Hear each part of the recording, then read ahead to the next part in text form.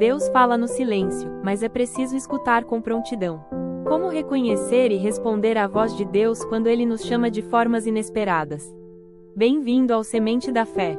A palavra de hoje nos leva a um período em que a palavra do Senhor era rara e as visões não eram frequentes. É nesse cenário que Deus decide falar. Não a um rei, nem a um sacerdote experiente, mas a um jovem, Samuel. Isso nos ensina algo essencial. Deus não se limita à raridade do tempo, Ele inaugura novos tempos quando decide falar. E, muitas vezes, a sua voz não virá em eventos grandiosos, mas na simplicidade de um chamado pessoal.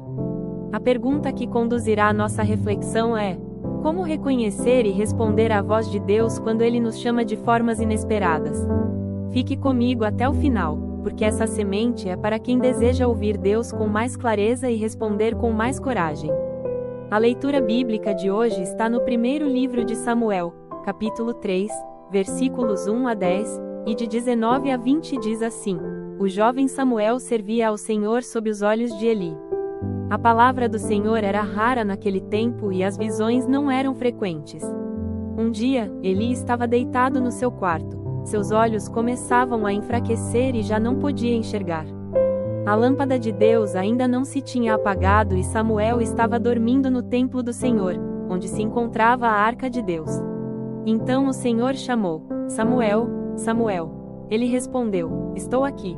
E correu para junto de Eli e disse: Tu me chamaste, estou aqui. Eli respondeu: Eu não te chamei. Volta a dormir. E ele voltou a dormir. O Senhor chamou de novo: Samuel, Samuel. Samuel levantou-se, foi ter com Eli e disse: Tu me chamaste, estou aqui. Eli respondeu: Eu não te chamei, meu filho.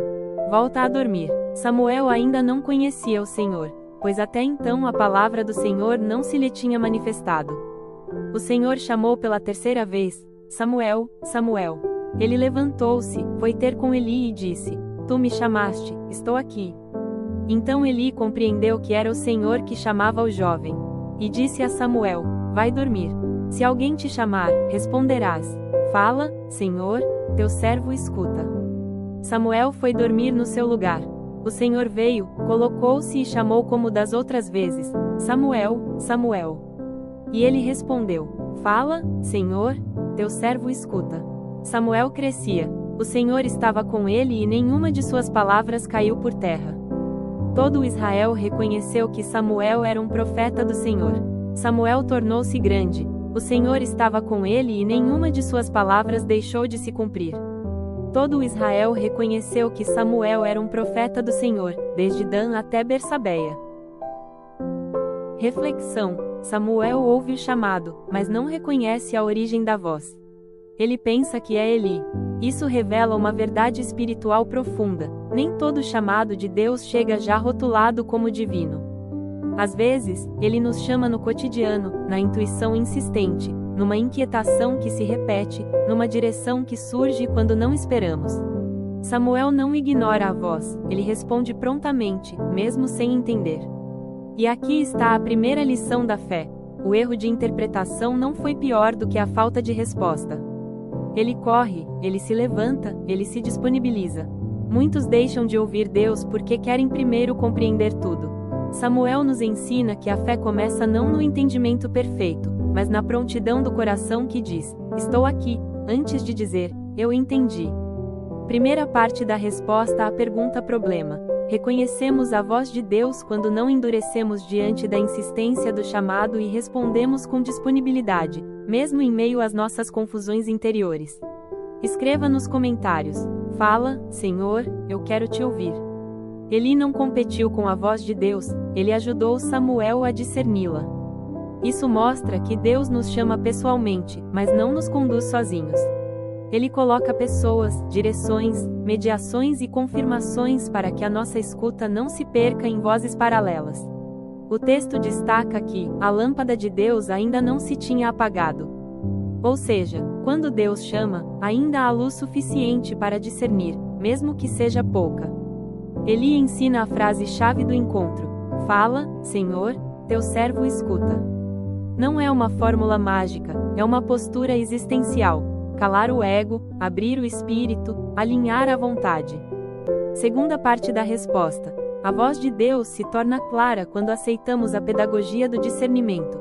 Deus nos chama, mas também nos educa a escutar através de caminhos e pessoas que nos conduzem a Ele. Escreva nos comentários: Deus, eu me comprometo a discernir, não a fugir. Samuel ainda não conhecia o Senhor, mas, após responder, o Senhor veio, colocou-se e falou. Quando Samuel disse: Fala, Senhor, Deus se aproximou ainda mais. A resposta abriu a revelação. E então o texto afirma: nenhuma das palavras de Samuel caiu por terra. Isso significa que quem escuta Deus com fidelidade recebe autoridade espiritual, não por mérito pessoal, mas porque se torna eco do que Deus disse. E todo Israel o reconheceu como profeta. Aqui está a terceira e mais profunda parte da resposta à pergunta-problema. Respondemos à voz de Deus quando a escuta gera obediência, a obediência gera transformação e a transformação gera testemunho. A partir desse momento, o chamado deixa de ser apenas para nós e se torna missão para o mundo. Se esta palavra tocou o seu coração, escreva nos comentários: estou pronto para responder, Senhor. Como reconhecer e responder à voz de Deus quando Ele nos chama de formas inesperadas? A palavra nos deu o caminho. Responder com prontidão, mesmo sem entender tudo.